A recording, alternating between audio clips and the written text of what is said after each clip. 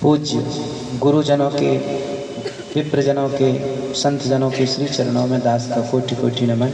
आप सभी महापुरुषों की चरण धूलि माथे पर रखते हुए पूज्य महाराज जी के आज 130वां उत्सव मनाया जा रहा है। यदि पूज्य महाराज जी आज होते तो हम सबको 130 वर्ष की आयु में आशीर्वाद दे रहे होते, और उनकी वाणी के आगे हम निःशब्द हैं। कोई शब्द नहीं है जो उनकी प्रशंसा कर सके। उनकी प्रशंसा के लिए भी शब्द कम है।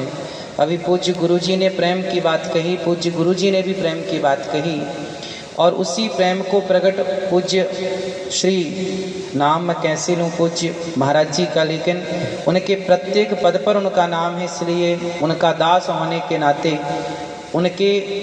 उनकी आज्ञा है कि मेरा नाम लेकर के आगे बढ़ाया जाए, इसलिए दास नाम ले रहा है।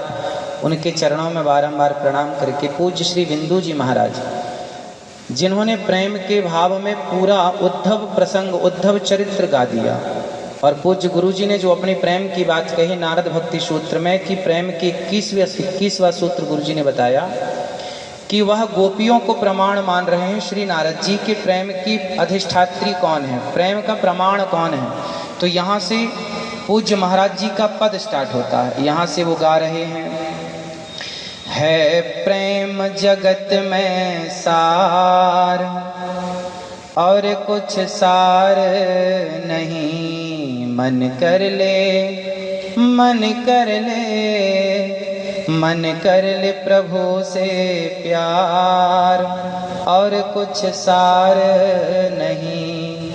प्रेम को ही सार बताया है।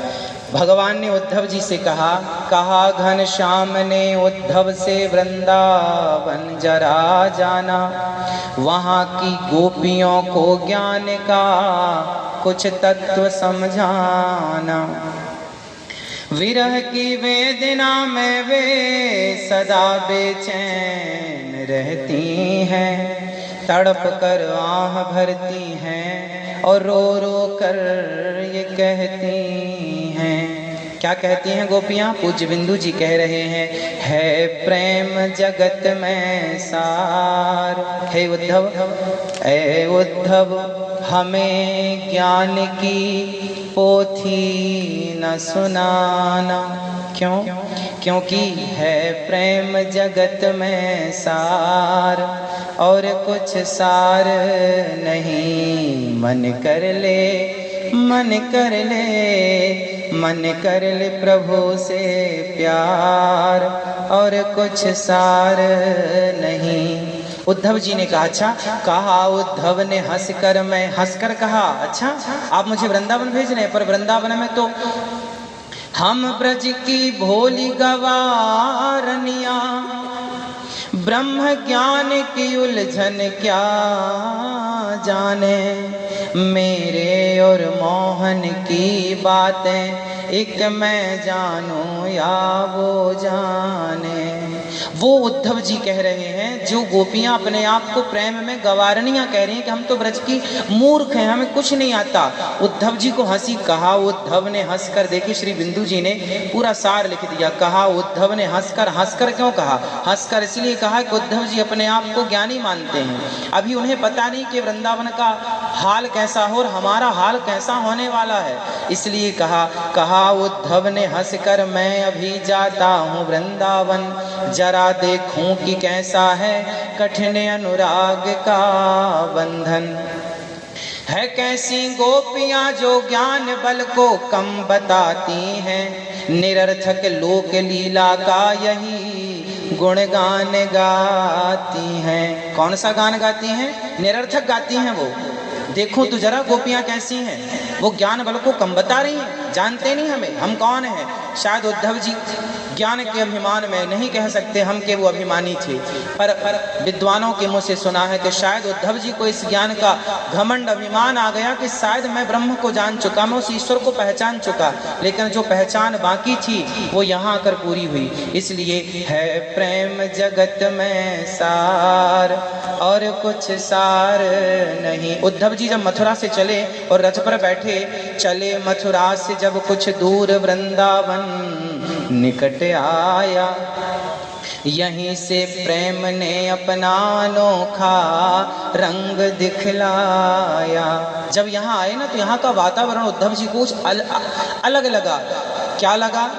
बिटप झुक कर ये कहते हैं इधर आओ इधर आओ, पपीहा कह रहा पी कहाँ ये भी तो बतलाओ। नदी यमुना की धारा शब्द हरिहर का सुनाती है, मधुर गुंजार से भी यही मधुर आवाज आती है। जब उद्धव जी वृंदावन आए तो बिटप झुक कर ये कहते हैं, मानो ये वृक्ष वृंदावन के कह रहे हैं। जो उद्धव जी बाद में कहेंगे कि हमें वृंदावन की लता पता बना दो, वो उद्धव जी कह रहे हैं कि बिटप झुक कर ये कहते हैं, मानो ये वृक्ष वृंदावन के कह रहे हैं, उद्धव जरा यहाँ तो आओ, ये बताओ हमारे कृष्ण का संदेशा लाए हो तो क्या कहा हमारे कृष्ण ने हमारे लिए। ये वही वृक्ष है जिसके नीचे खड़े होकर, जिसकी डाल पर बैठकर श्याम सुंदर कभी बांसुरी बजाया करते थे, वो वृक्ष कह रहे। बिटप झुक कर ये कहते हैं इधर आओ इधर आओ, पपीहा पी कहाँ कह रहा है पी कहाँ ये भी तो बतलाओ। मेरा पी मतलब मेरा प्रियतम मेरा कृष्ण कहाँ है ये तो बताओ। उद्धव तुम आए हो मैसेज लेकर, संदेशा लेकर, कहाँ है मेरे श्याम सुंदर, कहाँ है? तुम्हारे आसपास तो नजर नहीं आ रहे हैं। नदी यमुना की धारा शब्द हरिहर का सुनाती है। क्या बात! पूज्य गोस्वामी जी महाराज, पूज्य बिंदु जी महाराज जी के लिए क्या कहें। हम तो जीवन भर उनके ऋणी हैं, कभी इस ऋण को, उनके शब्दों के ऋण को चुका ना पाएंगे। अद्भुत! हम सबको, हम गूंगों को बोलने की ताकत दी है आपने, हम जैसे गूंगों को, मूर्खों को बोलने की शक्ति दी है पूज्य बिंदु जी ने। नदी यमुना की धारा शब्द हरिहर का सुनाती है, भ्रमर गुंजार से भी यही मधुर आवाज आती है।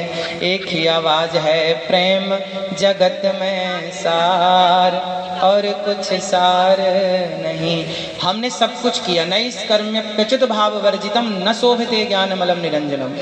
नारद जी कह रहे हैं कि ज्ञान आपके पास बहुत है, पर ज्ञान भक्ति से शून्य है, प्रेम से शून्य है, तो उस ज्ञान का कोई अर्थ नहीं है। इसलिए प्रेम की अधिष्ठात्री, प्रेम का स्वरूप बनकर श्री राधा रानी आज के दिन प्रकट हुई, और उस प्रेम स्वरूपा श्री राधा रानी को प्रकट हुए आज अष्टमी के दिन, आज हजारों वर्ष हो गए, और उन्हीं की बात, उन्हीं के प्रेम को हम तक इन पदों के माध्यम से पहुंचाने के लिए आज के ही दिन पूज्य महाराजा श्री का भी प्राकट्य उत्सव हुआ। और हम सबको मूकम करोति वाचालम, जब भगवान की कृपा होती है तो हम कुछ बोल पाते हैं, और भगवान की कृपा तो संतों और आचार्यों के रूप में ही होती है, और ये संतों आचार्यों के रूप में हम सबको कृपा प्राप्त हुई, और हम इनकी वाणी के द्वारा कुछ कह पाए, कुछ बोल पाए। तो गोपियाँ कहती हैं, ऐ उद्धव हमें ज्ञान की पोथी न सुनाना, क्यों हम प्रेम दीवानी हैं, वो प्रेम दीवाना। गोपियाँ कहती हैं, उद्धव जी हमें क्या समझाना चाहते हो आप? तुम कहते हो आंख बंद कर ध्यान करो, अरे जो खुली आंखों में देखती हैं, जो खुली आंखों से देख सकते हैं, उन्हें आंख बंद करने की क्या जरूरत है? हमें आंख बंद करने की जरूरत नहीं है। हमारे लिए तो तुम जिनकी स्तुति कर रहे हो वो हमारे लिए कपटी है। मधुप कितब बंधो मास प्रशांघ्रिम सपत्न्या। यहाँ पर गोपियाँ भगवान को गालियाँ दे रही हैं, कपटी कह रही हैं। कपटी कितब मतलब कपटी, आप कपटी हो, एक जन्म के नहीं जन्म जन्म के कपटी हो। अच्छा, इतने अधिकार से कपटी कौन कह सकता है? जो कह सकता है वो अधिक प्रेमी है। और गोपियाँ उस कपटी शब्द को कह करके वो ये सिद्ध कर रही हैं कि भगवान से प्रेम करने वाला श्रेष्ठ है। इसलिए आप भी जितने लोग यहाँ बैठे हैं, पूज्य बिंदु जी, पूज्य भागवत जी के प्रत्येक श्लोक से, ऐसे महापुरुषों की वाणी से हमें यही सीखना है कि भगवान के चरणों में केवल अनुराग होना चाहिए। हम कितने भी ज्ञानी हो जाएं, कितने भी विद्वान हो जाएं, कितने भी कर्मकांडी हो जाएं, पर प्रेम नहीं जागा भगवत चरणों में। गोस्वामी जी महाराज की एक बात बहुत अच्छी लगी, मैं तो ऐसे महापुरुषों का सबका ऋणी हूँ। गोस्वामी जी महाराज कहते हैं कि जब मैं मर जाऊं तो मेरे शरीर का चमड़ा निकाल करके उनके पाँव की जूती बना देना, जिनके मुँह से धोखे से भी सीताराम निकलता हो, भगवान का नाम निकलता हो। अब बताइए, ऐसे महापुरुषों के दिव्य भाव के आगे कौन सा ज्ञान टिकने वाला है? इसलिए ज्ञान जरूरी है, परंतु ज्ञान तब तक अधूरा है जब तक प्रेम ना हो। भक्ति तब तक अधूरी है तब जब तक उस भक्ति में प्रेम ना हो। अभी गुरुजी ने बताया कि एक होती है भक्ति, एक होती है पराभक्ति। गोपियों ने पराभक्ति को प्राप्त कर ली, जिसके आगे कुछ भी नहीं है। जब गोविंद ने बांसुरी बजाई तो गोपियों ने अपना सारा काम छोड़ छोड़ करके, गोपियां जब भगवान की निशम्य गीतम, जब गोपियों ने बांसुरी सुनी, भगवान का सुंदर गीत सुना, क्लीम बीज मंत्र छोड़ा जब ठाकुर जी ने, तो गोपियां अपना सारा काम छोड़ छोड़ के दौड़ पड़ी, है ना। गोपियां वहां पर, सुखदेव भगवान कह रहे हैं कि लिम्पंत्या, एक आंगन लीप रही थी, एक आंखों में काजल लगा रही थी, है ना। वहां पर गोपियां जब दौड़ी तो वहां पर गोस्वामी भगवान श्री सुखदेव भगवान कहते हैं कि सारा बंधन छूट गया गोपियों का, सब कुछ परिवार छूट गया, सब छोड़ा नहीं गोपियों ने कुछ भी। उस प्रेम के आगे जैसे पका हुआ आम पेड़ को छोड़ता नहीं है, पक जाने के बाद पेड़ से अपने आप छूट जाता है, उसी प्रकार जब भक्ति पक जाती है तो संसार छोड़ना नहीं पड़ता, अपने आप छूटता चला जाता है। और वो प्रेम की प्रमाण श्री गोपियां हैं, और उन गोपियों का पावन चरित्र, उन श्री राधा रानी का पावन उत्सव आज हम सब मना रहे हैं। और आज पूज्य महाराज जी का, पूज्य गुरु जी का, पूज्य श्री पाद महाराज जी के श्री पुत्र का आप हम दर्शन कर रहे हैं, जो हम सबके गुरु तुल्य हैं। और पूज्य गुरु जी के चरणों में दास का कोटि कोटि नमन, पूज्य भैया जी के चरणों में नमन, पूज्य आचार्य श्री के चरणों में दास अनविद्य का कोटि कोटि नमन। हम तो आप सबके चरणन की धूल हैं, और आप सबके चरणन की जितनी आप